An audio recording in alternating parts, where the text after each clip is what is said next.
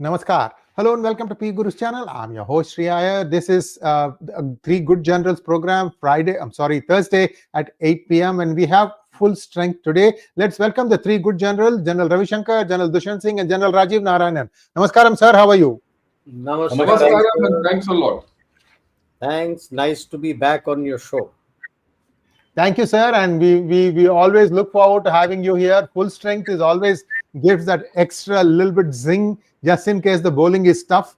So, General, with your permission, I'd like to just place in front of all of you the facts as we know as of this point of time. This will just take 2 minutes. It's an infographic. Let me just go ahead and start looking at that one. And then General Dushyant will start the batting going.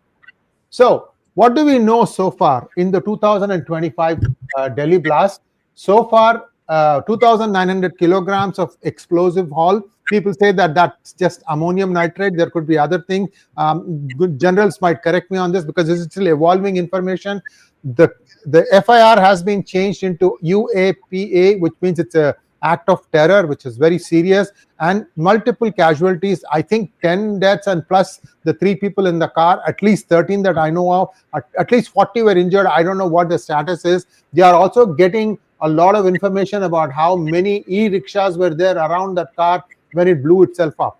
Who are the alleged state actors? The primary group appears to have been Jaish-e-Mohammed, and the motivation is state-sponsored terrorism. The thing about this is the payment. The payment was done using hard-to-trace digital transactions, bypassing traditional banking. Funds are routed through a high-turnover network of digital wallets to procure weapons and fund propaganda.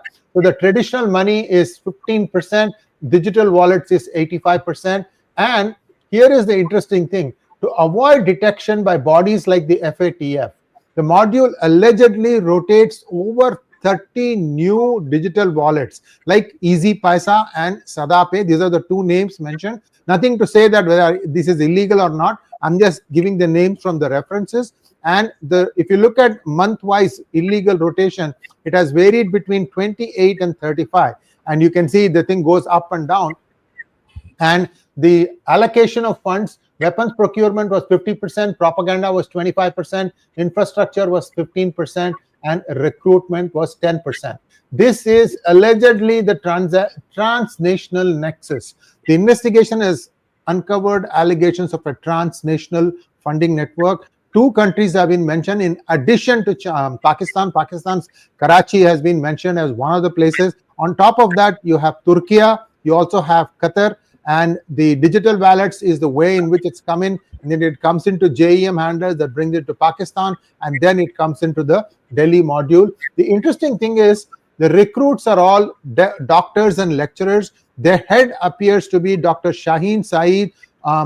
She is supposed to be heading the women's wing of Jaish-e-Mohammed. So that's all we have for now. There are a lot of source references. We'll provide you these links as part of the reference section. Now I hand it over to General Dushyant Singh. Over to you, sir.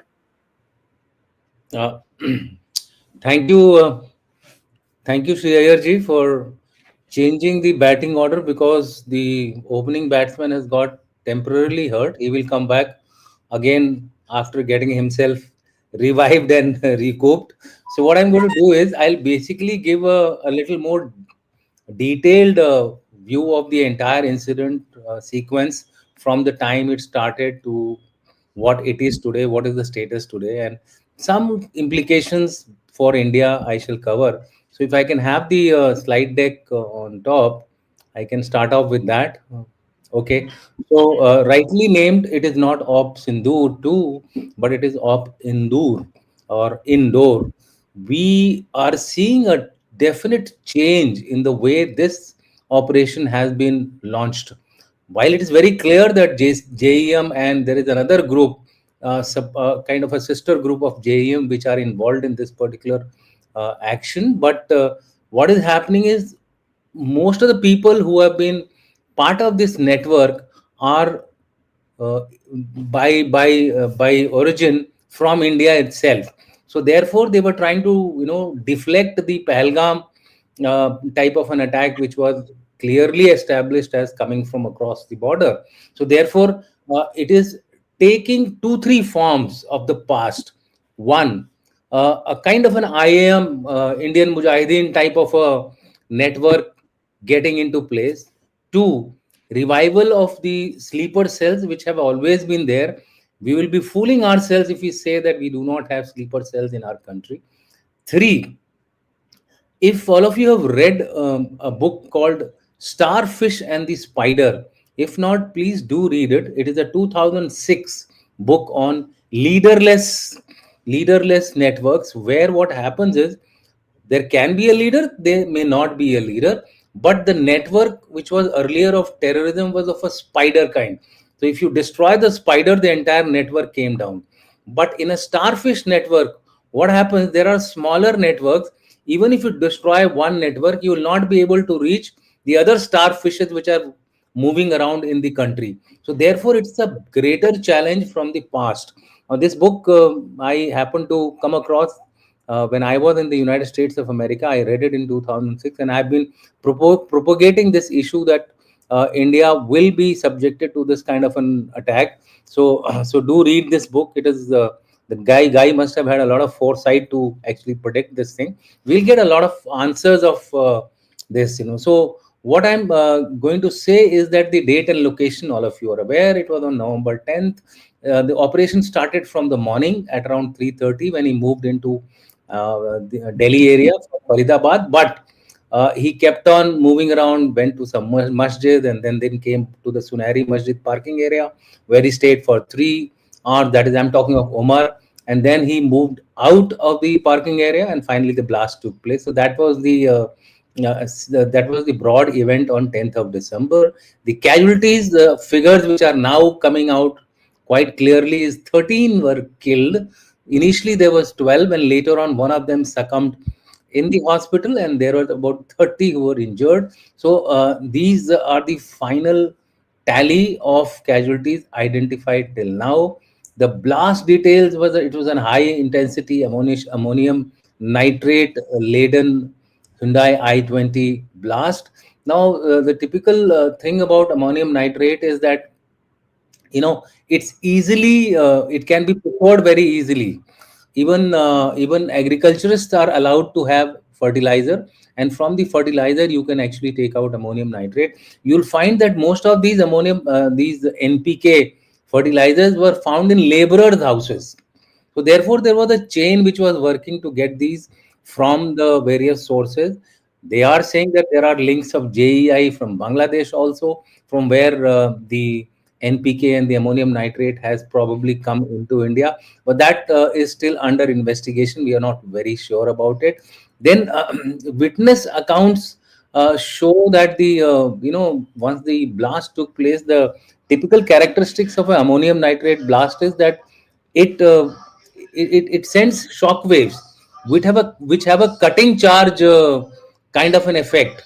So if you get across this particular shock wave, your limbs will be sheared, your hands will be sheared. So that kind of a casualties were also seen on the ground when you see the various videos which are floating around and the messages which are floating around. So I would say that one thing is very clear, that they were trying to make it as indigenous an act as possible to avoid obstacle two type of a reaction from India. So that is what is coming out till now. If you go to the next thing is about the investigation. As far as suspects are concerned, primary suspect is Umar. He is considered to be the leader of the Starfish network, and there were about 8 people around him through whom he was trying to operate. The DNA match has been confirmed with the charred body, as well as the DNA of the mother and I think one brother of Umar. So therefore, there is a link, clear link of a Fidayeen suicide attack that has by and large been proved. As far as terror links are concerned, uh, this reminds you also of the Al Qaeda type of a transformation. If you remember the World Trade Tower attack which took place, there also there were the similar students, etc., who were actually planted into the US. Somebody was trained in flying. Somebody was a very kind of a student type of a person. So therefore, I think this white collared, of course, is a I think not a right thing to say terrorist is a terrorist. There is no white collar terrorist. There is no blue collar terrorist. It does not have any economic angle. If somebody is radicalized, whether he is rich or whether he is poor, he will do what he has to do based on the ideological moorings. Of course, money also moves people, but that is one of the factors and not the only factor. So, in my view, doctors were chosen because they're least suspected of carrying out such an activity. I think before the particular show started, General Rajiv Narayanan also read something from the wire about Umar's characteristics of getting to know a patient right up front just by seeing his face or something like that. This is the old technique used by doctors, etc., who see their target audience and then try to recruit people into their network. Uh, uh, those who have been operating in the security domain, chaps like me who had about almost 20 years of operational experience in the Valley, Rajouri, Punch area. We adopt this kind of an approach to find out some intelligence, to get some sympathizers, etc. So nothing very great, except for the fact that it was tried out as a separate kind of a modus operandi, so that Pakistan is not directly blamed in it. Then arrests and raids are actually proving that it is a countrywide network. What they have till now unearthed is that there are about 8 vehicles involved. There are about 4 places where they were planning to carry out the attack: Ayodhya, Prayagraj, I think Ahmedabad, and Delhi were the places where they were trying to launch these attacks. Although, as a precautionary measure, other cities have also been put under high alert. My take is that this is just the tip of the iceberg of the various sleeper cells which are operating in the country. It is just a matter of time when some other starfish network would be activated. They don't know. Actually, the good thing about starfish network is that one starfish does not know the location and the place of the other starfish. So after a while, you will find the investigation will reach a dead end. So that is the bigger challenge which our agencies will have to deal with. Besides the fact that the money is a trail which you can easily try to follow and connect to these networks. But let me tell you another figure which all of you should be aware of, that terrorists don't require too much of money.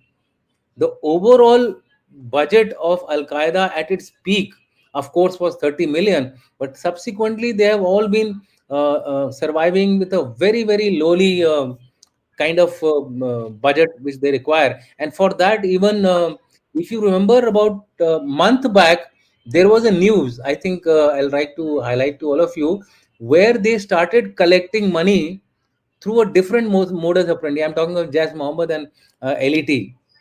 They used to have these small UPI networks, open it out for a few days, close it, and open another network. So through UPI also, besides the fact that they also used the other alternate means of financial transfers, they have also been using these smaller UPIs as smaller networks. They open it, collect the money, close it, and it was all I think within the LET family. So it is very much possible that there are different methods of generating funds. Therefore, it becomes that much more difficult for somebody to trace the money trail also. I think that would be another big challenge as far as we are concerned. As far as this particular operation is concerned, I think this network has reached its dead end. I do not think it will go beyond this, because that is the way these starfish networks work. Uh, uh, and if we have to follow further, I think greater tentacles have to be now spread across other cities of our country which are susceptible to such a thing. Lucknow, you might find some more network. ATS Lucknow has been quite active on that. I have personally interacted with these people. Similarly, Hyderabad has to be kept on the scene. Kerala has to be kept on the scene. The Mumbai is a very good crime and terror network base where you might find such like networks coming through. So therefore, what has been the government response? Now here is a dilemma for the government. Now, based on its new policy, it was supposed to be act of war. It is still an act of war. How do you react to it? So this time I think they are going a little more cautiously. They are going to prove that it is a act from across the border with convincing evidence. Then only take any action as far as external action is concerned. Political reactions have been mixed. Initially the other political parties were quite balanced in their reaction, but now they have all fallen into the intelligence failure and other stuff which they have been talking about. We can disregard this kind of an action more because of the elections which were there just about the same time when this particular blast took place.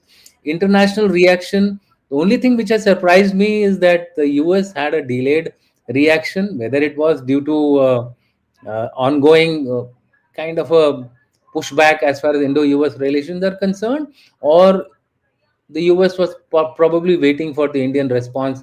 How is it going to be? Anyway, that is something which we need to further work upon. They were very prompt in labeling the Pakistani blast as a terror attack. So I think we need to be a little conscious of that fact, that how we should approach further.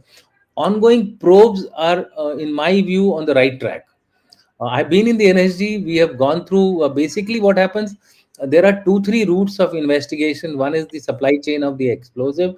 In this case, they have made it very difficult because it's a industrial product which is used by the industry, used by agriculturists, used by people who are doing experiments in the labs, etc. You can readily buy it after taking necessary clearances. Doctors are the easiest to get these kind of clearances. So I think somewhere they were able to to overcome their problems of smuggling things inside India. The last point is about the national mood. I think national mood this time is slightly better balanced. People are in one sync. They're all talking about action against terrorism, but we'll have to wait and watch for tomorrow. What happens tomorrow will dictate further direction in which the national mood goes. And finally, implication. This is my, I think, last slide. Terror module linkage and network dismantling. These two things are going quite good. But there will be more such modules as per my assessment. Intelligence and attribution gaps. There are questions about premature detonation, or it was a planned one, went wrong at the last minute. We are not very sure on that count. The style looks like a 2611 kind of a multi-city, or sorry, multi-location blast, but because of the haulage of the 2,900 odd kgs of ammonium nitrate and plus NPK 400 odd kgs. So therefore, there was a little bit of I think the theory which is gaining more ground is that it was an accidental explosion and not a deliberate Fedayeen attack. Urban security vulnerabilities have come into fore. You see, we are reminded of the Delhi blast which took place in Sarojini Nagar and other cities, other locations of Delhi for 10 odd years back. I think those things have to be regenerated. Urban security of the areas where people throng has to be taken care of, especially metros and other areas. It's a challenge for the police, and that we need to take care of. How we do it, we'll have to evolve some more better methods, etc. You can't have security forces everywhere. Intelligence probably has to be a little more sound. Then the next thing which I realize here is that the supply chain of the explosives, initially around 2015-16, when I was in the NSG, we used to follow a very detailed track. In fact, the entire data on supply chain of explosives is there in the National Bomb Data Center of the NSG. Whether it was being maintained or it is still going strong, I'm not very sure. Only the people who are serving can tell you. But they should be able to get something out of it if they have the database on ammonium nitrate, which I have my serious doubt. We were more on the TNT and the other, RDX, etc. As far as geopolitical and regional tensions are concerned, and we already, I think, deployed INS Vikrant. So there is certain amount of tensions which are going to rise, and we need to be prepared as a nation now to respond to anything which might happen, external or internal. My sense is that as and when things are proved, we may be taking certain actions externally as well, that is subject to evidence and other aspects, and policy and economic ripple effects. People have already started declaring their tourists to be careful while going visiting India or Pakistan. 10 kilometers closer to border they should not go, and whole lot of things are happening. Lal Killa was a very popular tourist destination, that will get hit a little bit. I think investments also might get hit a little bit because of the the fact that this is the second blast in a quick succession of 5 to 6 months gap which is taking place in India. So there is going to be some economic pressures as well.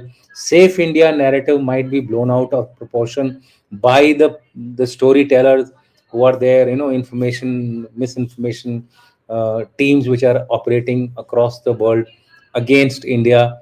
As it is, India is being pushed back because of its rapid strides, economic as well as military. So I finish here. Rest we will debate and discuss as we go along. Thank you. Thank you so much, General Dushyant Singh. General Rajiv, I let you have the opening statements. You've seen some data from both me and General Dushyant Singh. I know there are some inaccuracies because this is evolving data. Over to you, sir.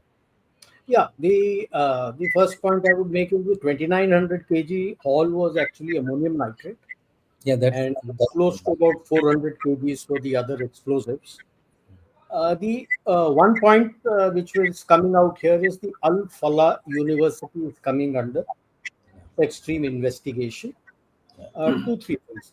People should know that the Al Falah Charitable Trust is actually headquartered in Dubai, and the India charter of it is located here in Chennai, in Ashok Nagar. Okay, it is located here in Tamil Nadu, in Chennai, Ashok Nagar. That is one.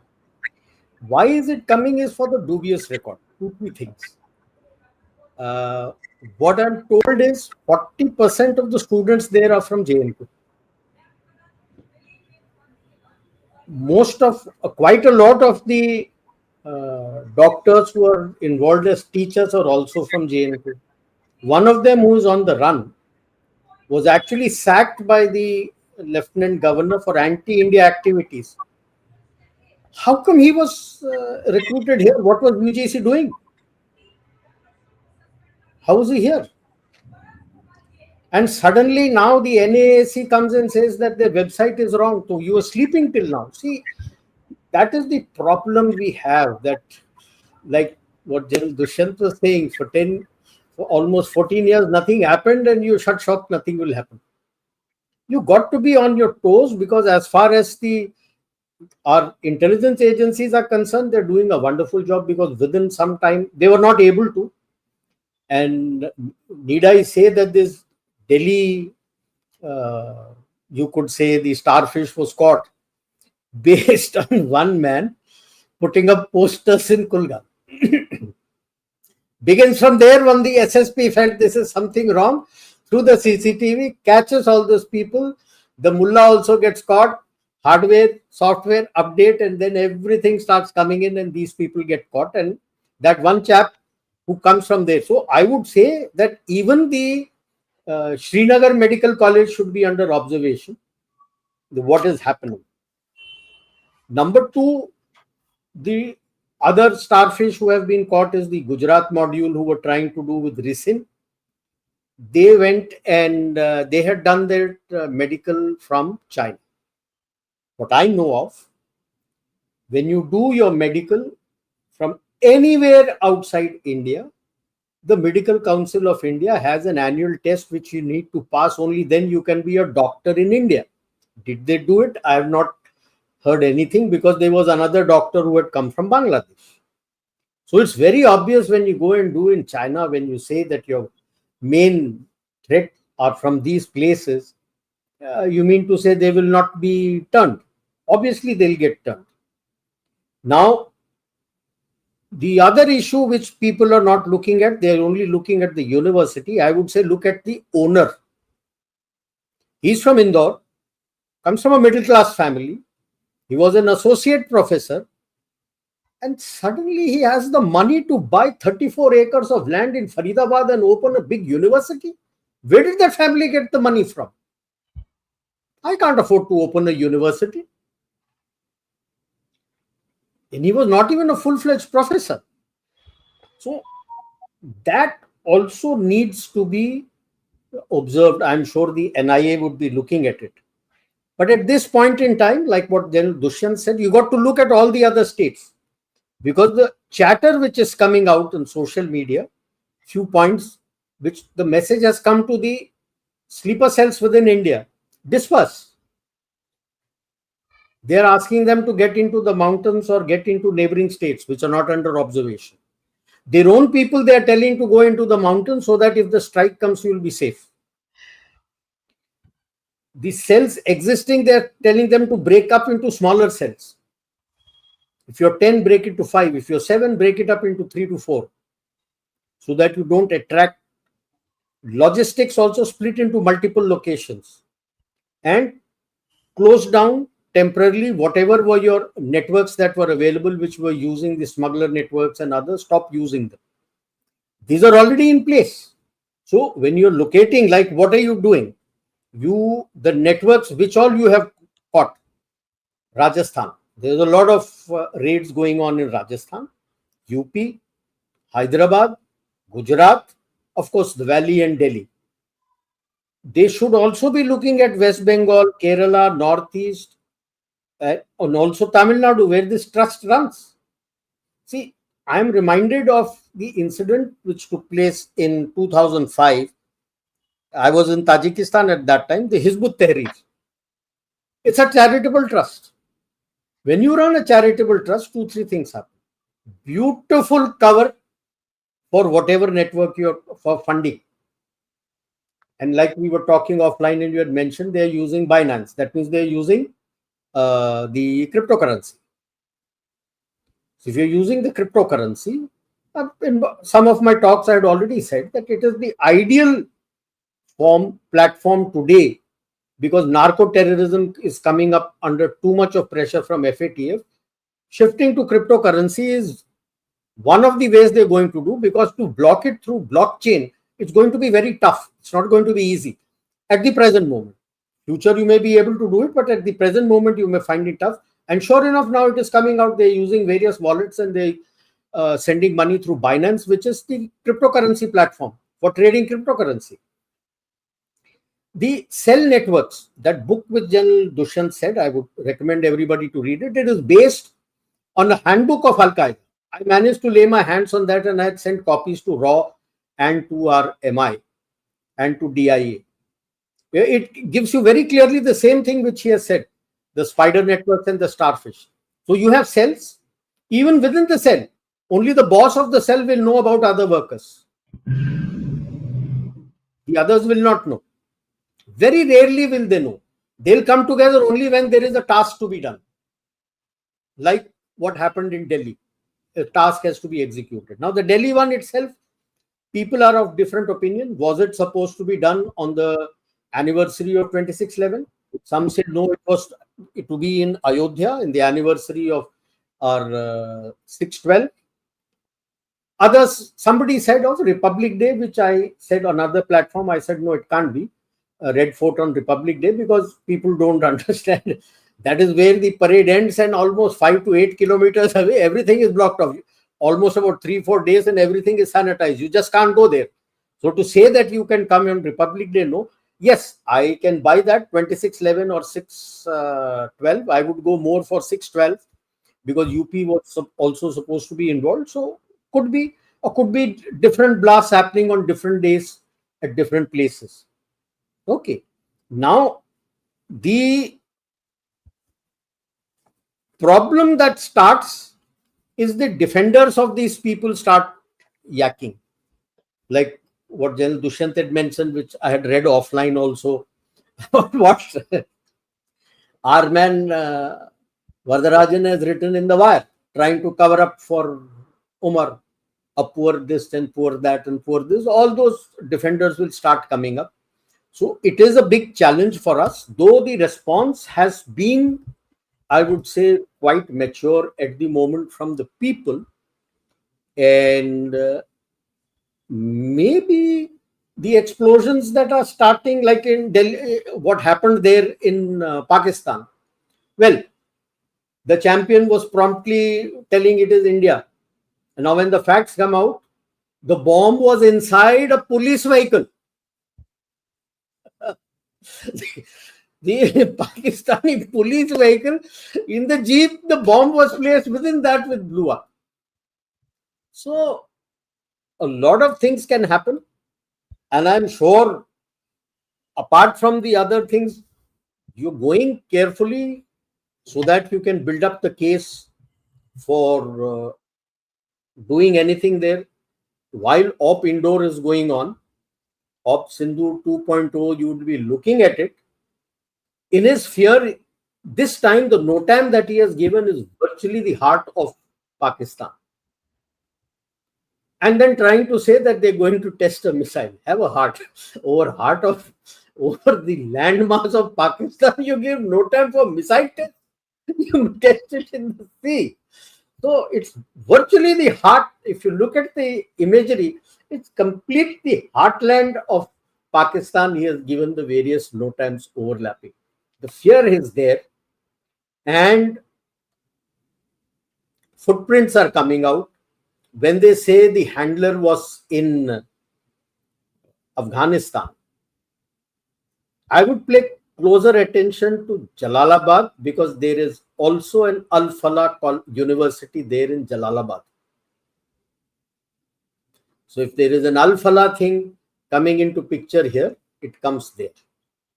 And it has various names and modes, like in UK, there is some Al-Falah UK Trust, and I'm sure there must be some footprints available in Qatar and in Turkey with affiliations with all this. So since Turkey is involved, Qatar is also involved, Pakistan is involved, and I'm sure Binance being used, there is some indirect support from the US too. The fact that he's not calling it a terror attack, despite our cabinet having said, CCS having said it is a terror attack. For Pakistan, he promptly said, for this he is not saying. There are various issues which come up, because Binance, the sacked head of Binance, is now the advisor with the Trump and Pakistani cryptocurrency thing. Charlie Z is there as the head of that. So I'm sure he will have his footprints through Binance. So this is going to be a very different sort of an operation that India is going to do. It is not going to be a carbon copy of what we did in Sindhu, but it will be different. And I'll end with that famous statement of Rajkumar, which he, in the film Saudagar, which he tells to Dilip Kumar, that समय हमारा होगा, हथियार हमारा होगा, गोली भी हमारी होगी. It will be the time. The time will be decided by India, and that is what Pakistan is fearing. And that is why this thing to his people to disperse out into the mountains and hide in the mountains, so that when the strike comes, at least you will survive. So I will end here. Thank you so much, General Rajiv Narayanan. General Ravi Shankar, over to you, sir. Thanks a lot.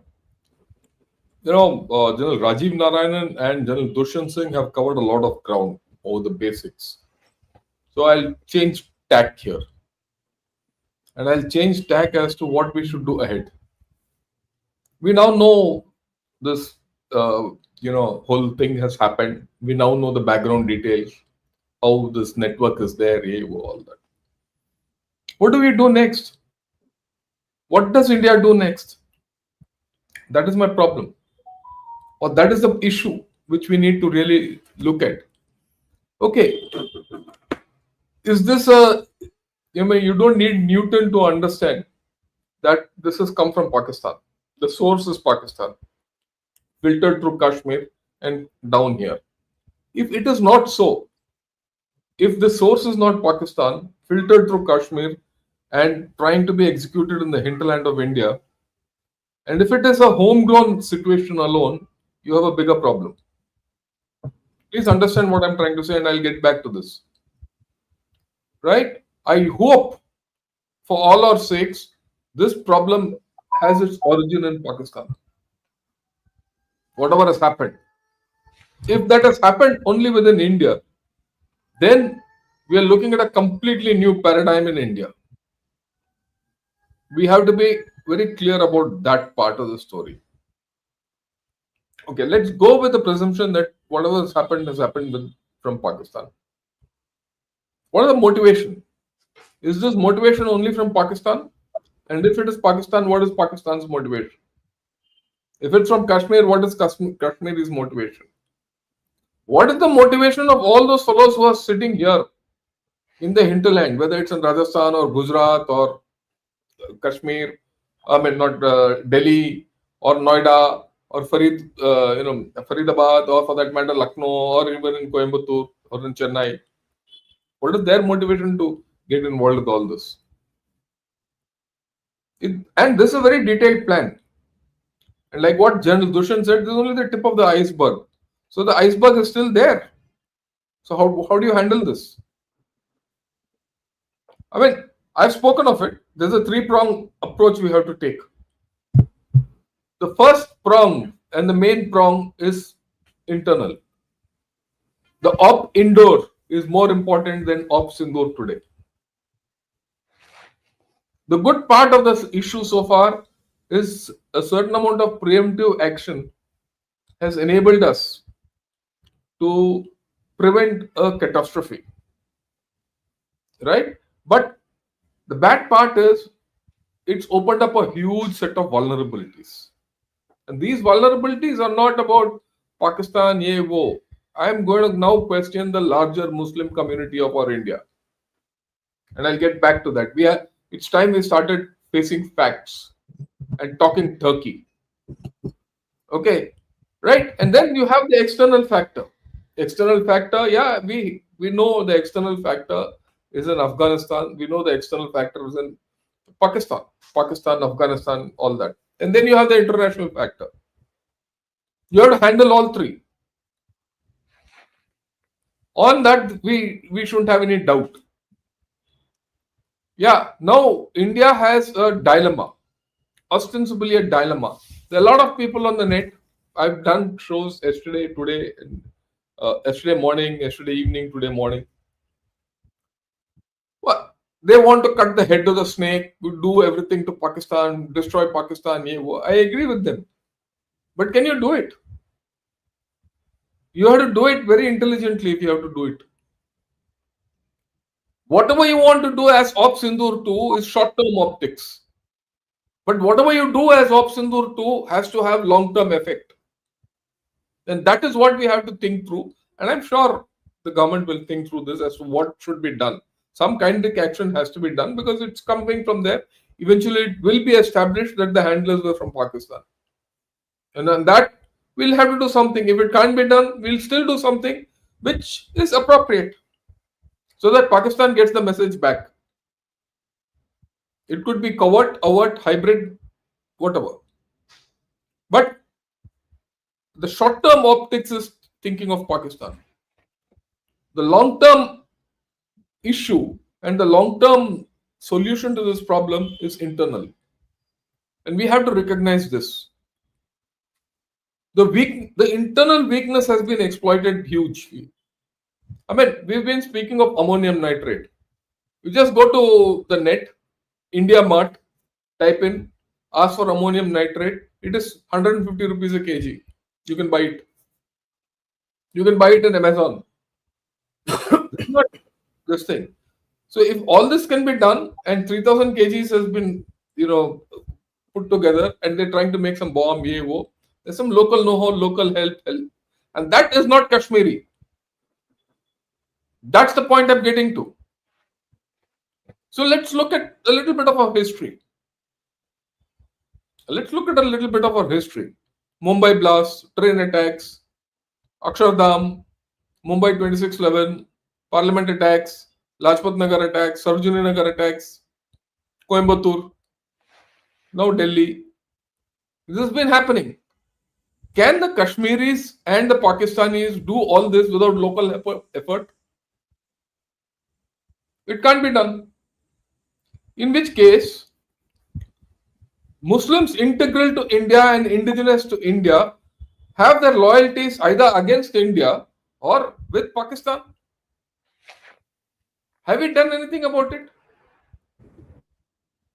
I mean, it's time for us to question them. It's great.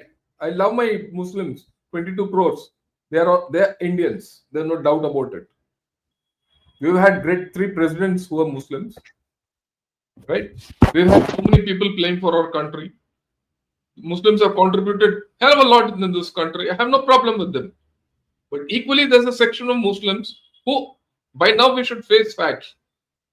There is a section of Muslims who are not prepared to defend this country, or rather, who are prepared to do exactly opposite that. Why am I questioning this? And I've turned the whole equation around, and this is something which our nation has to face. Look, why should I defend India? Why should I, of any other denomination, defend India? Why should I defend this 22 crore Muslims when they're not prepared to defend India? Let me ask you this question very, pointedly at all the Muslims who are listening to this. They must be the best guys. I liked that MP OSC, the way he went and spoke and the way he speaks about Pakistan and India and all that. Completely he is nationalistic in his outlook, I have no doubt about it. I have personally served with Dr. Abdul Kalam, great man. I'm very happy about A.R. Rahman, who got us an Oscar, all that. Great. But what about the normal thing? Where is my faith in them? And I'll give you an indication, which is completely contrary to what all we are talking of this incident. Look at the recruitment of people into the army. The Muslim input into the army has reduced, barring a few regiments like Jackali, where people there indigenously, from Kashmir Muslims join. Some from other places join in one odd regiment. I think Grenadiers people join. In the rest of the places, the Muslims are not joining the army. Why? Why are they not prepared to defend India? Why is it that they hesitate to talk of Vande Mataram? This is not a religious song, it's a national song. There is something which we have to really think now. If this is only a starfish kind of a cell, and there are 100 more floating all over India, and like what Rajiv said, that they've been told to go into the hills, and that means all these chaps who are going into the hills are Indian Muslims who are acting on behalf of Pakistan.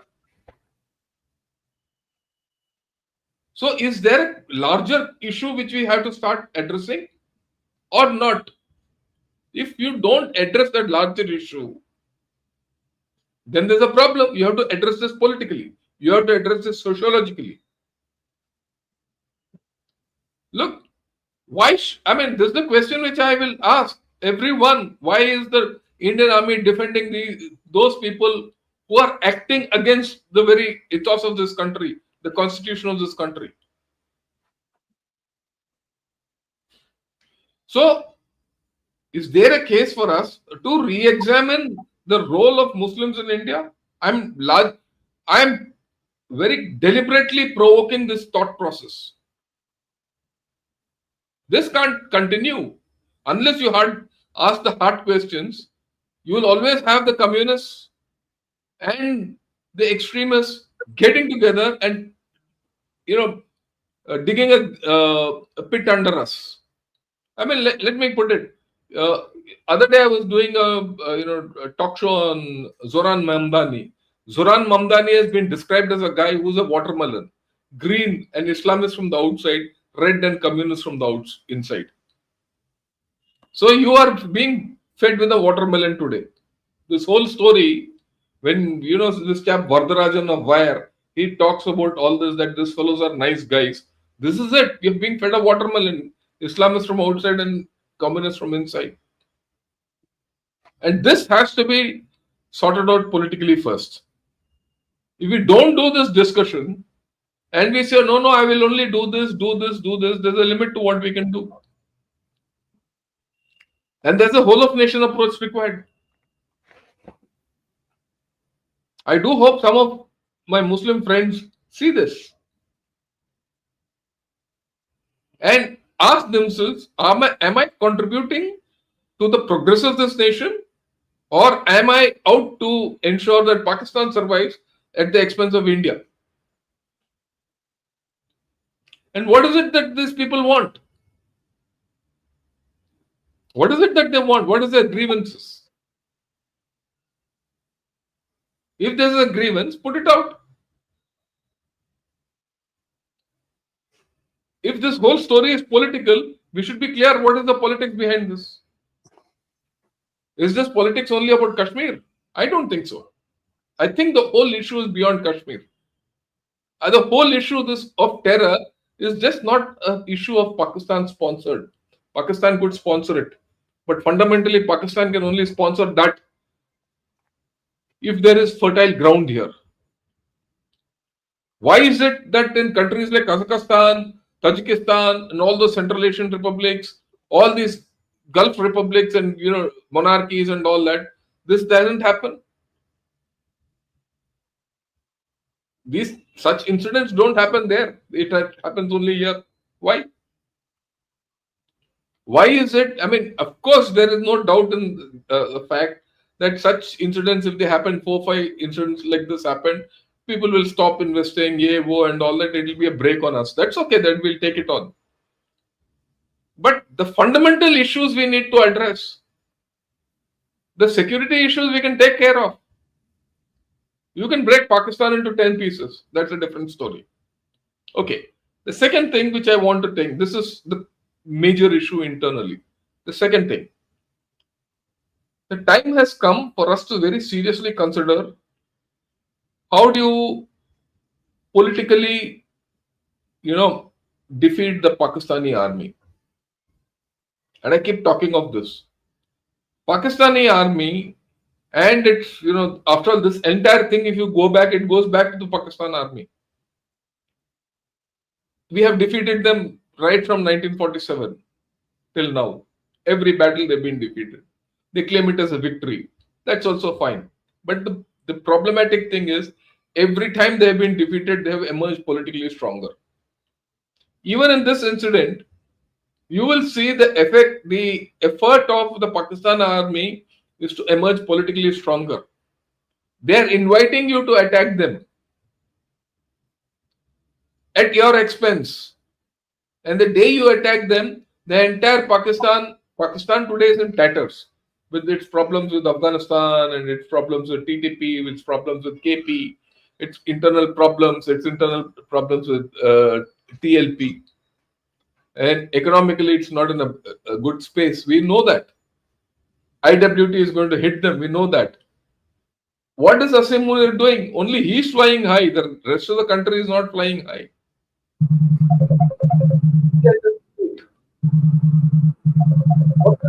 The best thing for them is to ensure that India attacks Pakistan.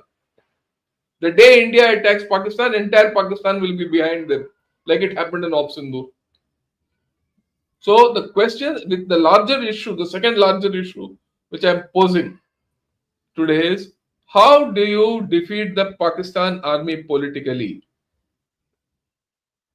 Is it by reclaiming Pakistan occupied Kashmir, which is yours by decree? And do you do a political outreach? Or is it by carrying out some action on the border? It won't make a difference. And the time has come, fine. I agree, we have to build international opinion, X, Y, Z, all that. But the time has come when you have to start looking beyond that. You need international opinion if you have weak options. You have no weak options which result in nothing, then you need international opinion. But if you have strong options which are available, which are either internal to you or external in a very legal way and in a very political way, You don't need international opinion. They can keep talking what they want. And if Kashmir is the center of gravity, then take back POK. Start it. Take back Gilgit Baltistan. Political outreach. You do this political outreach, it is not only Pakistan, even China will start negotiating. And you today have the heft to do that. Unfortunately, we are being taken for a ride by people like Trump and Xi Jinping because you don't have the political gumption to do what is right. Look, this is it. I know I'm sounding radical, and I'm not sounding the normal thing, but this is my view. Back to you. Thank you so much, sir. And just to connect the dots here, viewers, Binance is a digital wallet exchange, supposedly the cheapest one. So there's no surprise that these digital transactions happened on the one platform that is the cheapest. But in terms of optics, it doesn't look good when it is seen that Trump administration has given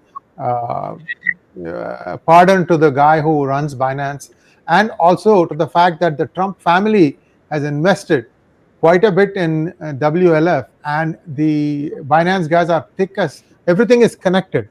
And I've already done one program. You can take a look at that. Now let's go to the second round. General Dushyant,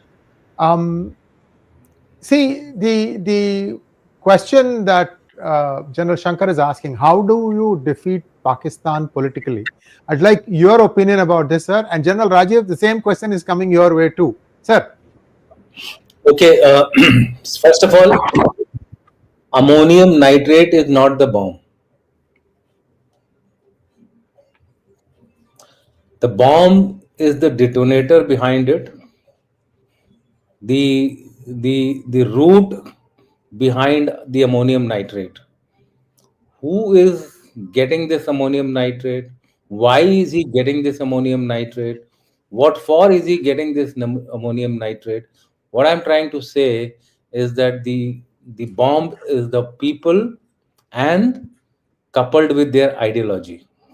So I am very clear of the fact that people and ideology, when they mix together, they become the bomb, and rest of it is accessories for them to fight. So unless you fight them politico ideologically, you will not remove them outrightly. In any case, people from a particular ideology cannot be removed entirely, but their level of influence has to go down. And for that, unfortunately, we in our own country have people opposing this particular initiative. So that is the primary reason. Internal cohesion is the primary reason behind the such like activities, what people call it as fertile ground, what people call it as at fault lines, and what probably people will ultimately make Winston Churchill prove correct is that India has so many fault lines that it will crumble. So I think we need to be we need to be careful on that point. I won't say careful. We need to vigorously now actually do that point, propagate that point, propagate that narrative. Unless we do that, unless we are always shy of saying things, then we will also keep getting a heavy response from the other side. So why are these narratives being built against India? Dirty Hindu, dirty this, that? Because we ourselves don't counter.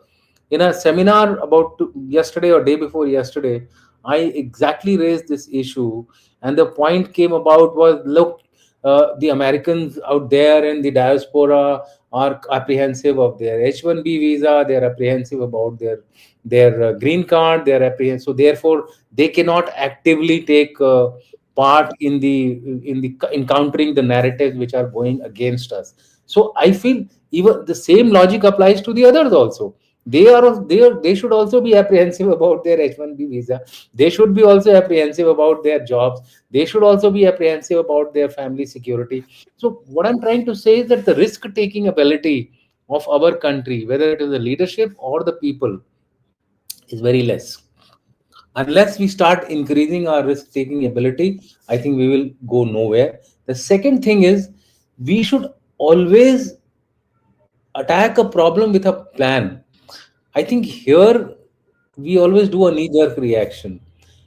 To me, it looks like that this time there is a plan which is being evolved in a gradual manner. I hope it follows the pattern which I am assuming in my mind, that we will go by a plan and we will do something which will be more long lasting, more result oriented and outcome oriented, and not a short term outcome.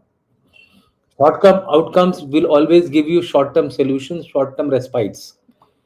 Whether you take Uri attack, whether you take Pulwama Balakot attack, or whether you take the Sindoor attack, I think everywhere we have been very short outcome based solutions we have been creating. This time round, if you have to do something, do it on a long term basis. You will find the people of the country ultimately galvanizing. A leader has to come up, a leader has to take a response, and there are people who have to come up front and tell things, spade is spade and what is not a spade. So therefore, if somebody is green and he's doing something, counter him by logic. If he doesn't understand, let him go by the side. I think that is something. So ideology and people are these two things which we need to focus on. And lastly, what I would say is that everything is not, you know, like a black and white thing. ETIM is a Islamic group which is fighting against the Chinese. But none of the Muslim countries are actually supporting it. Why? So why should we be afraid? If we have to support Afghanistan, do it. If in the land of Romans we have to survive like being a Hindu, I don't think so. We have to become like Romans. If our own mythology, our own scriptures say that you have to be a Christian to survive a Mahabharat. This is the Mahabharat which is going on, and I was very happy when somebody, some person who of a repute, 3 4 days back said, "This is a Rakshas Yuga. We are past our, Vasudeva Kutumbakam. This is a Rakshas Yuga." He used this word, Rakshas Yuga.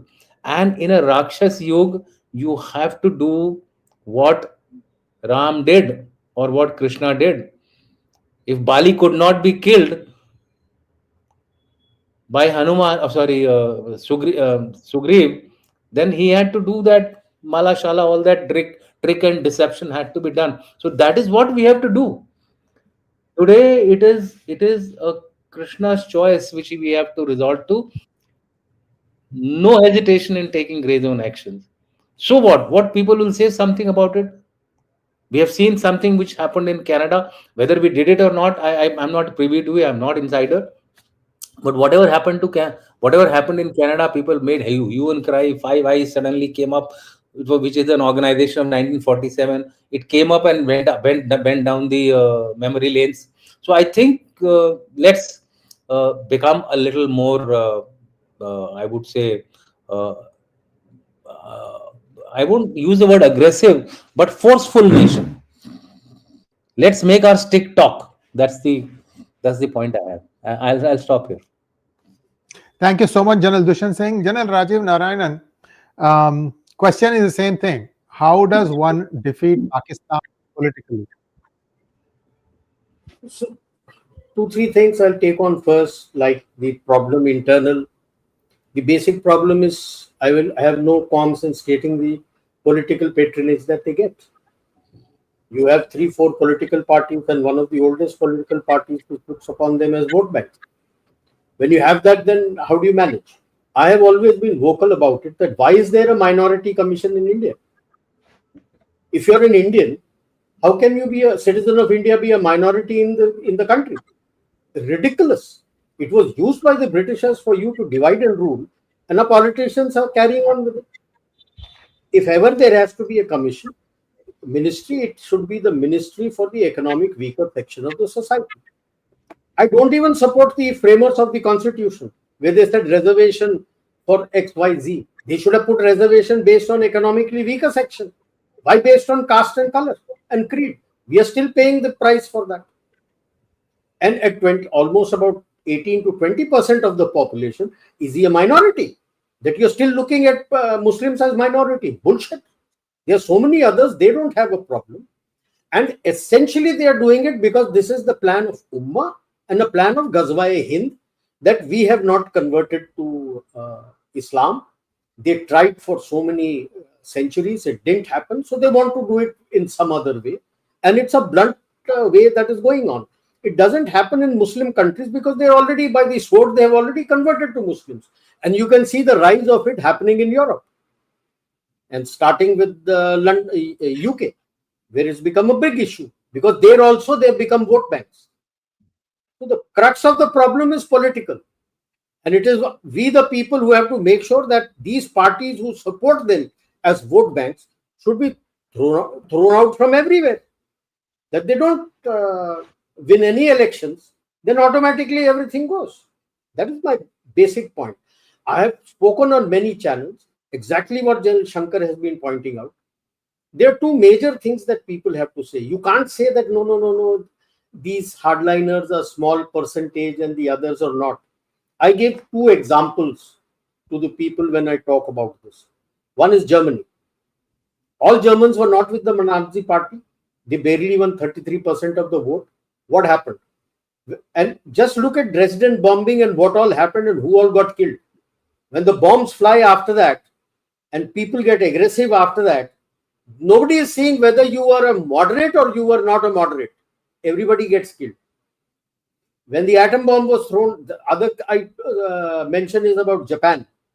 All of them were not the hardliners like some in the army were, and who wanted to go to war and did all the atrocities in various places that they conquered in ASEAN. When the atom bomb fell, who did it kill? And who suffered for so long? Same is going to happen to the Muslim population within. You may be 20%, but if the other person ka Singham ka hota na, ata maji satakli, then even if the government wants to stop and anybody else wants to stop, they won't be able to stop. Then what happens? So people have to be very clear, the Muslims. I'm reaching out to them from here. I had buddies during Kargil war who was a Muslim. We have fought shoulder to shoulder, stood by against Pakistanis. That's a different story. This is a different story. You can't hide behind that we have people who are doing it. Sorry. You have to cleanse the system from within. Why have you kept mullahs who are trying to indoctrinate your people? Why haven't you thrown him out from the mosque? What are you scared of? I've told my veterans also who have spoken to me that you got to do it. Nobody else is going to come and cleanse your house. Because when somebody else comes, everybody gets hit. They are not going to check whether A or B or C is a hardliner or not. A, B, C, D, sab pitenge. Now, how to do the politics? What General Dushyant has categorically said. Where is the harm in going full pelt grey zone against Pakistan? Who stopped you? See, Pakistan is the cat's paw. And if, like, two names have already come very clear. Pakistan, that chap's name is Dr. Hashim, but actual name is Arif Nisar. It's already there in the open. You're still trying to search out the name of that handler in Ankara. Ukasa was his name, code name. You're trying to find out. And now you are asking Turkey. Oh, bloody hell. The president of Turkey is a card holding of Muslim Brotherhood, which is the font of having an ummah, global ummah. And you are asking him to help to find out. And you have to do it yourself. All these places you got to do it yourself and start throwing out your gunmen, your unknown gunmen. वो डर शुरू हो जाना चाहिए and let the unknown gunmen go wide. So political has to be with the manner in which it is going to be done, because the Pakistan army is very rightly said, General Shankar, that they always say it's a win, because they follow the book written by Brigadier S.K. Malik. early Chronic 2000s. concept of war. Of war. So even after defeat, if he survives, it's a victory for him. So you can't defeat him like that. You got to defeat him very rightly, he has said, politically. So if you have fissures, what stopped you from supporting the this chap, apna Tehreek-e-Labbaik Pakistan? It has to be done covertly in a big manner. That what you can do, I can do 10 times better. Just by stating somewhere, if you do this, this will happen, that will happen, doesn't happen. You can't keep waiting now. He has responded with something within. You think his fissures are not there inside? As bad as ours? What's stopping you from using that? Use it to the full. Then he will be scampering. Like in between, there was so much of negativity against the army amongst the public, especially when Imran Khan was arrested. It's amazing that the PTI was not used by you. What are you sitting on the sidelines and watching? You can't sit on the side. See, those days when you didn't have the power, oh, that's a different issue. Today you have. And like Lord Palmerston had said, there are no permanent friends, there are no permanent enemies. What is permanent is your national interest, and in your national interest, आप रोते हो ने US करता है ये करता है तो आपको किसने रोका? Who stopped you from doing it, यार? If you say you're rising, you're this power, you're that power, yes, your EAM is gone there, your army is strong. Without all these covert things and other things which Chanakya had also said, Tushnim warfare, you're not going anywhere. If you're not doing Tushnim warfare, forget it. You will only be reacting like what General Dushyant said, you'll only, and General Shankar had mentioned, you'll only be reacting. If you're doing Tushnim warfare, other chap will be reacting to what you're doing. So I'll stop it here. Thank you so much, sir. General Ravi Shankar, closing thoughts, and then we can go to questions, sir. Yeah, look, my own very clear from day one. I keep saying, you have to destroy the Pakistan army, which is the center of power in Pakistan. The rest of the Pakistan is irrelevant. The day you can handle that, everything is there. What is the example? What happened when Article 370 was abrogated? Pakistan army didn't have a role. It stayed on the sidelines. You have to do something where Pakistan army does not have a role. And what is that? What are those issues which you can do? You reclaim POK, as simple as that. You have 14 or 15 seats in the J&K assembly. Please fill them up. In the J&K assembly, people should say, I want POK back here. This is not there? My gutter in Muzaffarabad is not okay. These things should come up. Logon ki mang, people. We have to attack the people, or rather get the people on our side. Or for that matter in Gilgit-Baltistan or wherever. That's the first thing. Get the political juggernaut rolling. You know the tragedy in our country, people like us who are military men are talking politics. Okay? And or politicians want the military to go and do things. They are talking military. That's the tragedy. You have to be very clear. War is neither politics. I mean, war is an extension of politics by other means. And it's so true. This has to be understood politically. You have to play this game politically. Army can only help resolve those issues when force is needed. Force is not the only solution. So I've given you one. You from my side, you can exploit Afghanistan. You can exploit KP, TTP, fund TLP, like it was mentioned. You can do it in Balochistan. We have said, from the day we abrogated, or rather we stepped out of the Indus Water Treaty, we've said Indus Water Treaty doesn't hold good. Fine, it doesn't hold good. Sir, what's our plan for it? Do you know it? Do we know it? What is the plan? Have you told Pakistan? This is what I'm going to do as per this timetable. And have you given the strategic communication to the people of Pakistan to say, look, from tomorrow you're not going to get water, try what you want? Afghanistan, the foreign minister came, he wants to build a dam on Kunar River. Have you told him, okay, I'll give you $5 billion and I'll build it, I'll send my people, I'll engineer and everything, I'll build this and I'll give you an irrigation system, take care of Afghanistan. Have you done that? Are we waiting for what? अभी करेंगे नहीं करेंगे. You have, look up, why am I talking all this? Our Prime Minister has said any act of terror is an act of war. Okay? If it's an act of war, you have to respond as if it's a war. But do you have to always respond kinetically? You can't. This is no solution. This is no situation where which you can respond kinetically. You have to respond politically. And the time has come to say thank you to USA, Europe, UK, China, and all this stuff. You stay out of it. Let me do what I have to do. And mind you, we have precedents of this. We've done this earlier. When we broke this country into two in 1971. I think we have to rethink. Look, the good part of this whole story, I say, is nothing much has happened. We've caught the fish before it, something bad happened. But it's an opportunity. If you let this go, it will repeat itself.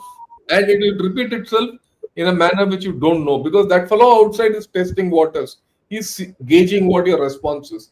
If your response is weak, he's going to exploit you further. I mean, we can keep talking, but I think these are okay. We'll take this conversation forward through question and answers. Thank you, sir. And this is not going to be the end of this discussion. This is just the beginning, and we're going to have many such sessions. Thank you so much, all of you. And let's take some questions now, please. First question to General Ravi Shankar. I'm sorry, I'm going in the reverse direction. Bobji Krishnan wants to know, I've never seen you so, I don't know what should I say, sir. You are not angry, but you're making some very good points today. I good to see that it's coming from the, from the heart. Look, it's not a matter of coming from the heart or anything. This is facts. You have to start looking at facts. The facts speak. If the facts speak and you know the symptoms and you don't treat the symptoms, the disease will kill you. As simple as that. Right? You disregard the symptoms to a point. Beyond that, you can't. It's a fundamental. Yes, indeed. Yes, Yeah. indeed. First question to you, sir. All these years, our successive prime ministers did nothing while terrorism was raging. Why is Modi alone expected to act against Pakistan, China, and others? General Ravi Shankar. It's not a matter of Mr. Modi alone. Okay. Don't think the other prime ministers did nothing. They could do nothing because India was a weak country. Let's face facts. We were weak politically. Our governments couldn't survive each other within. If those governments couldn't survive and the rate at which the governments were changing was so high that you would have been a failed state and you would have disintegrated. Be thankful for the fact that at least those chaps ensured that your government survived everything. And you now have a strong government. Let's do the needful. The time has come. हर एक चीज के लिए एक वक्त होता है. Instead of, and this is Bobji Krishnan, you're also looking behind. Oh, why didn't they do? Why should this man do? If he doesn't do, anyway, we are not in a great shape. Because that chap didn't do behind. You mean to say Mr. Modi also shouldn't do now, hereafter? I am not a proponent of Mr. Modi. Let me be very clear. I am not his supporter. But the fact is, he is a good prime minister. He is in chair. He has the capability to do it. He has the mandate to do it. And he can do it. So he should do it. The previous couldn't. As simple as that. QED. Thank you. Thank you, sir. General Rajiv Narayanan, the question is to you. What is the solution to Muslim mindset? Obviously, education is not working. I would say get all the take out the temples from under the government and get all the madrasas and masjids under the government and control what is taught. I would say close all madrasas. Anyone, and not just madrasas, anyone wanting to be a priest, give the minimum qualification 12th pass. Clear your 12th and then you decide whether you want to go down the theology way or any other way. पढ़ाई करने बोलो. I won't like a 6-year-old boy to get into a madrasa and get brainwashed from there and come out knowing nothing else about the nation. So get into that. That is how. You can't kill an ideology overnight. Let's be very clear about it. Yeah. If, like the previous question said, so many people had not done it, that means so many decades of that mindset has come in. It will take a multiple generational shift. Once, so even when I say you start this, it will still take a multiple generational shift for the mindset to change. Next question, please. General Dushyant, it's for you, sir.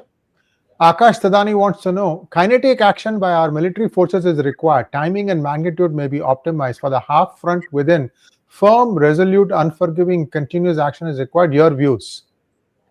Look, kinetic actions take place based on situation and based on options available with the country. As of now, the options for a kinetic action is not there.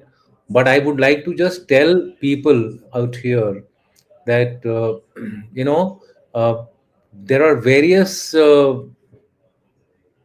views which have been expressed about our defense preparedness, etc.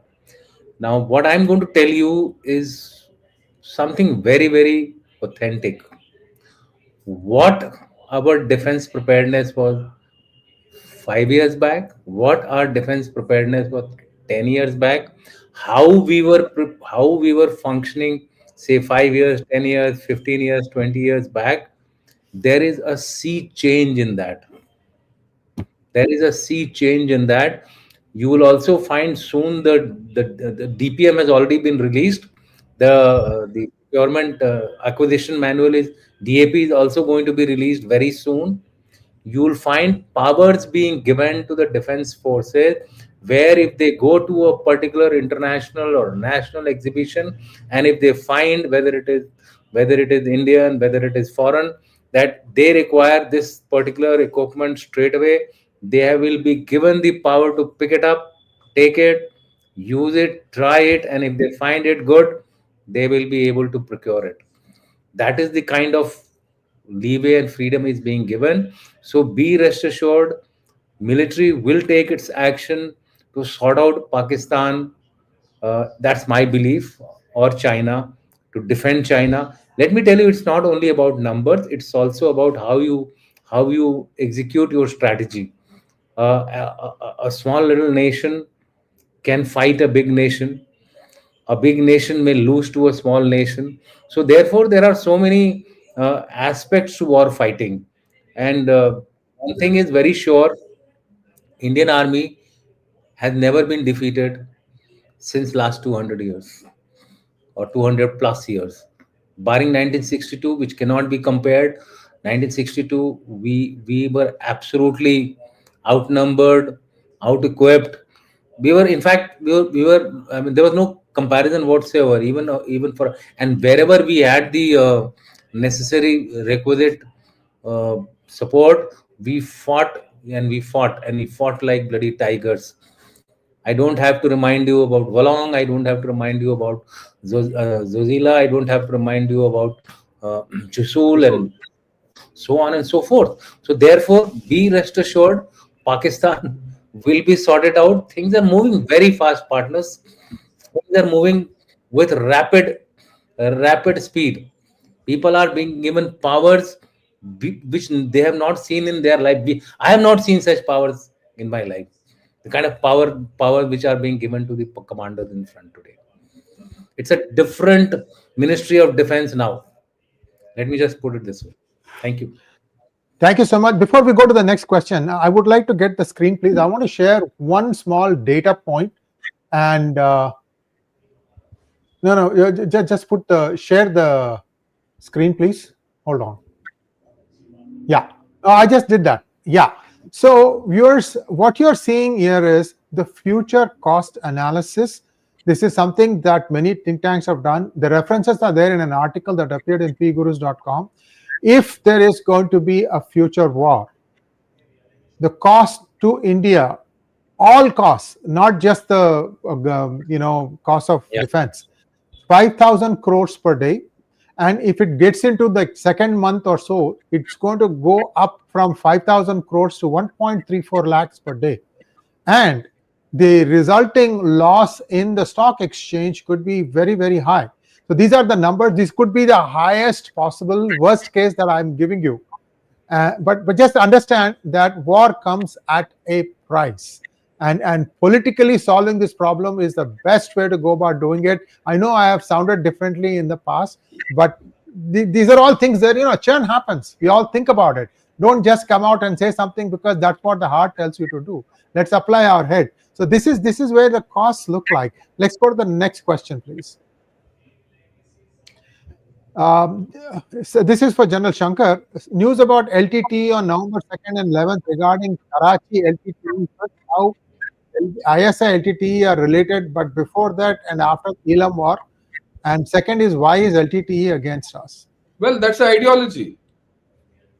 LTT is against us because of an ideology. And you can't even defeat ideology militarily. You can only defeat it ideologically and politically. As simple as that. In any case, LTT is now a spent force. There's no point talking of it. There will be remnant guys who are hardcore of that variety who will continue, but you can't stop them. Next one, please. Amitesh wants to know, those who defend this government, I have one question for them. This Al Falah University was funded by Arab nations, and this university was radicalizing people, and government could not know this to act. General Rajiv. Well, Amitesh, you have all kinds of these systems who are supporting them who are still in your system. What can the minister do if he wants to change something when nothing is put up to him? Do you expect him to sit on the computer and start searching everybody? That is the whole problem, no? So that is the main issue. All these people have infiltrated all the ranks. When I say that you have political parties who are using them as vote banks, they have their people within the governing system. That is the whole problem. Like NAAC, like I said, the website, they've said that they are A plus, which is all gone. It has lapsed.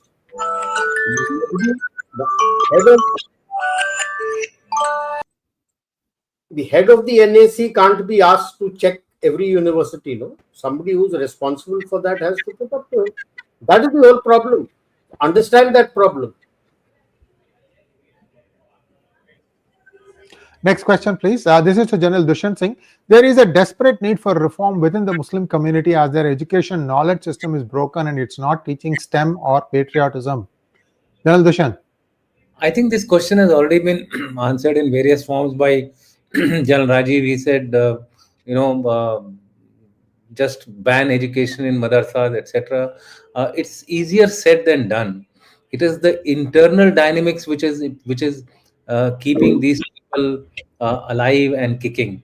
Let me give you now example. Azamgarh, from the place where I belong to, there is a degree college called Sivli Degree College. Now, this Sibli Degree College is out and out funded by the Arab countries. It is not from today. It is from even before partition. And if you go to that college inside, the guest rooms and the works and the things are of state of the art, not from now, from last 40, 50 years. And around Azamgarh was the poorest district of UP, Eastern UP. So this flourishing of these people, what is work board? Don't you think the government is doing the job? It is trying to do it, but there are people. Look at the statements which people give. The day I get elected, I will abolish the work board amendment. You don't allow checks on them. You will allow full administration of. I'm being slightly political, but that's the problem today. That's the problem today. That you will allow full audit on yourself. वो दूसरे को audit मत करो यार. Yeah, sir. Rajiv sir. Yeah, I will just add. It's not that they're coming from a broken system. These people who got what doctors here, And what they do you were mean to rich. say? Proper doctors and educated people are doing it handsome. Ideology doesn't look at somebody who is illiterate. I'm sorry, I don't agree to what you're saying. It is just one of the symptoms to take away the cannon fodder. Bilkul. When the cannon fodder, see, like Jan Dushyant has a whole lot of experience. I have some experience in insurgency and terrorism.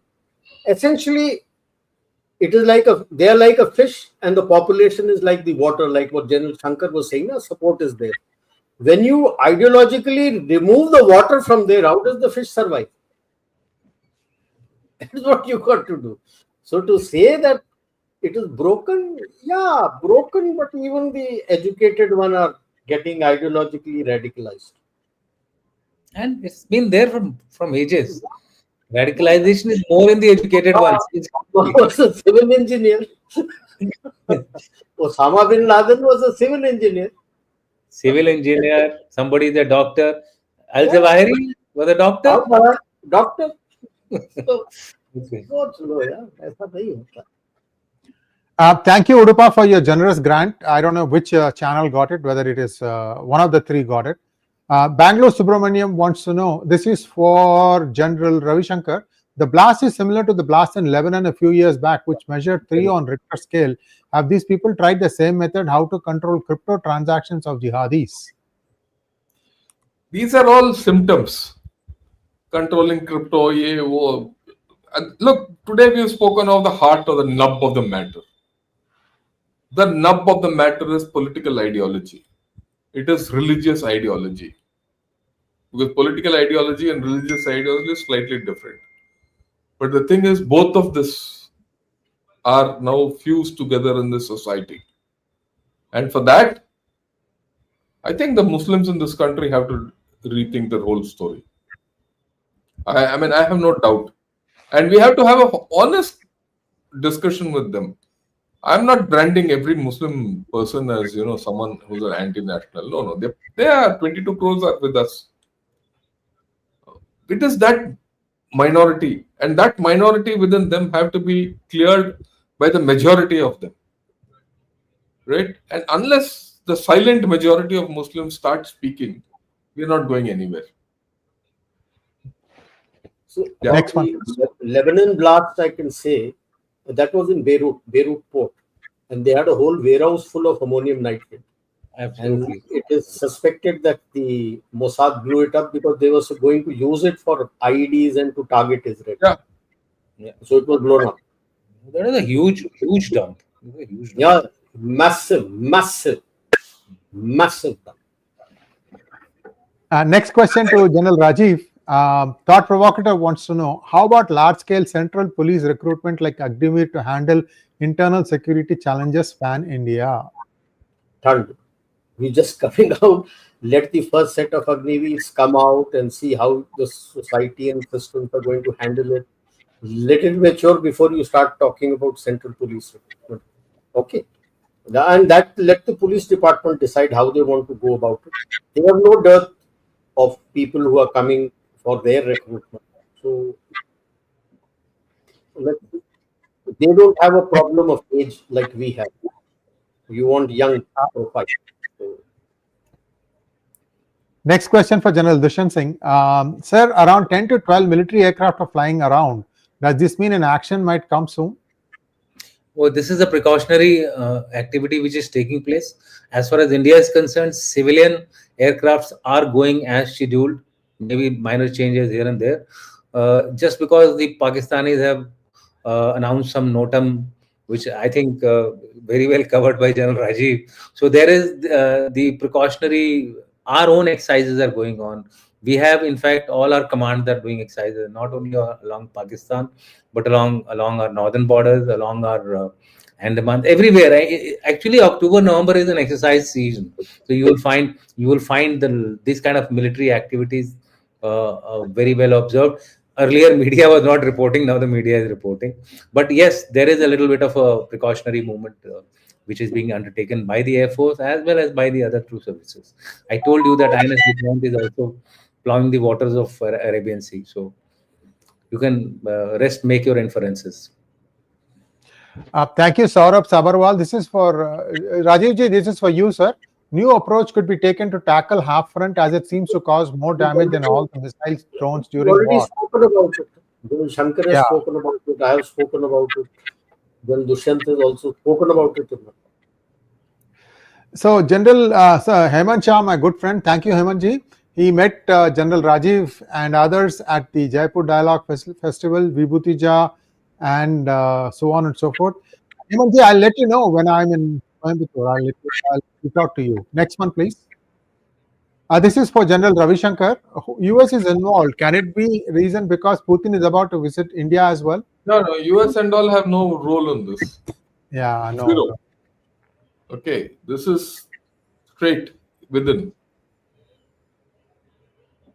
Next question to General Rajiv again. Ashish Hagde wants to know, living in dysfunction, an article in Dawn, should we really be concerned about them? General Rajiv. I haven't read it because I can't access Dawn. I've tried it a number of times. That site doesn't come to me, so I cannot comment on something which I have not read. If somebody else has read, There is an article in an Australian magazine of 2021 which talks about durability in instability. So therefore, the world is going through a geopolitical order where there is instability is being used as a durability factor to serve their respective ends. So you will find that there'll be no permanent alliances, there'll be no permanent views, permanent support. People will keep changing sides, keep changing tack. This is what it is all about. It's basically durability in chaos is the new Yeah, world order. I read this article. I've read this article.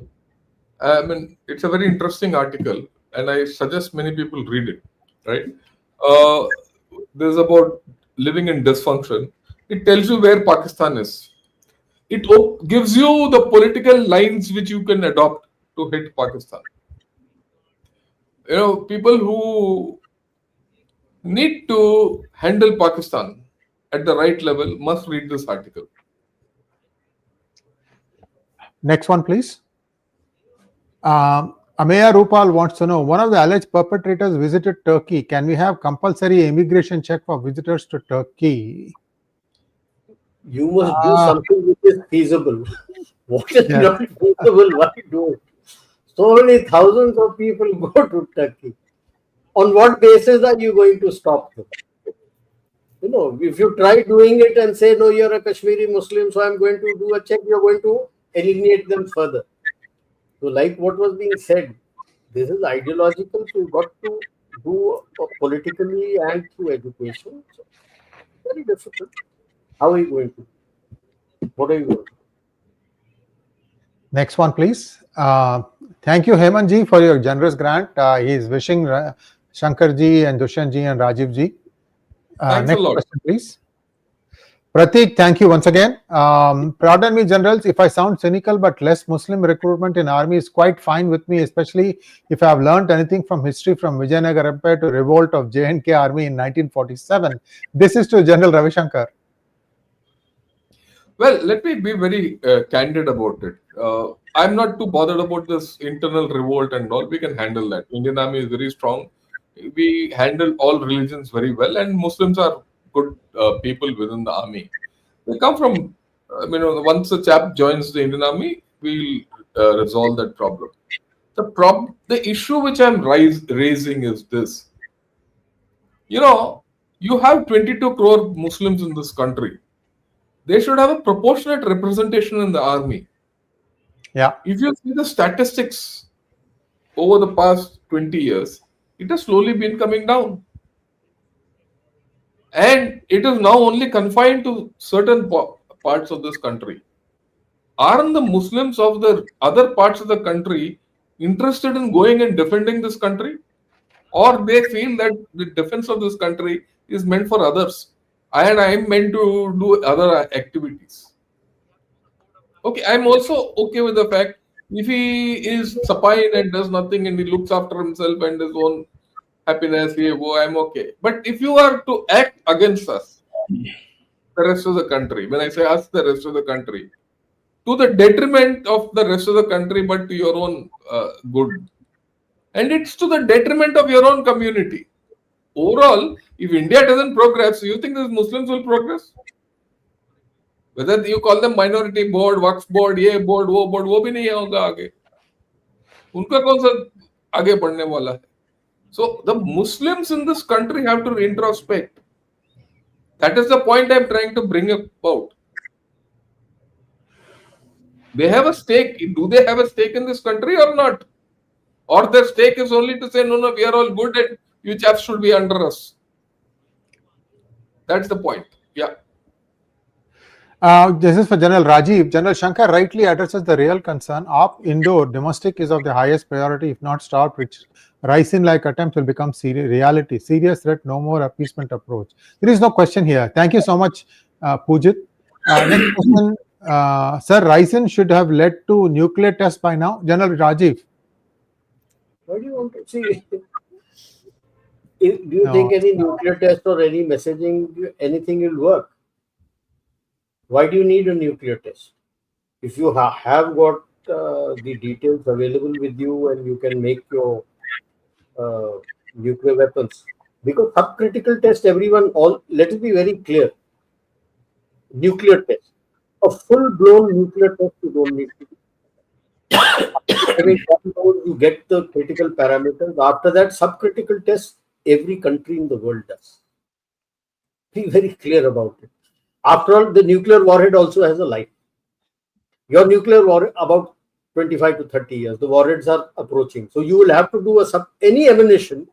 You do your testing to check the life, and if something needs to be done to improve the life, and give it, okay, this can last for so long.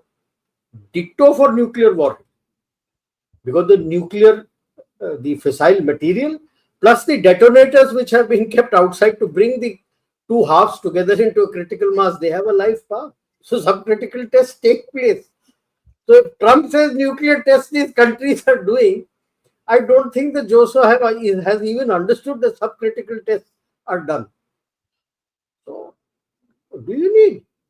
I don't think you need. Thank you, the Sumit Mania. General Dushyant, we always knew what was the core issue, yet we handled it loosely per post-op Sindoor, hauled back in May 25. We had great opportunity to tighten the screws within the half. Generals, your view. Okay, so the entire narrative at that point of time, right from the beginning, was I covered it in my brief, that we were looking at a short outcome. We got the short outcome and we finished it there. So therefore, it has to be all based on what is your national objective or political objective. I think the national objective set was of that much, so it was done that much. I'll leave it at that. Rest, I would not like to elaborate more on this issue. Last question for General Shankar. Tech wants to know. Thank you, Tech. Us growing up had great Muslim teachers and neighbors. Has there been an increase in radicalization of late? I will not say radicalization. I think indifference is the better word to use. And I've been a bit diplomatic about it. And I think indifference to the fact that a certain amount of their own community have got radicalized is the issue at heart. Right? You can't allow, it's like, in my house, I can't allow one of my children to become a terrorist. If I ignore the fact that if one of my child has become a social problem, right? It is I who have created that social problem. It is not my child. Where's that ownership of that larger community? Right? And we also have to we also have to look at our own history. We are a divided nation. We are a nation bought. I mean, I wouldn't say divided nation. We are a nation which is bought for division. Today we are everyone thought, if you go back, I'll put it the time when I was a young officer. The general consensus, international consensus was But Pakistan is a strong nation. India is a weak nation which will disintegrate. 50 years later, what is the story today?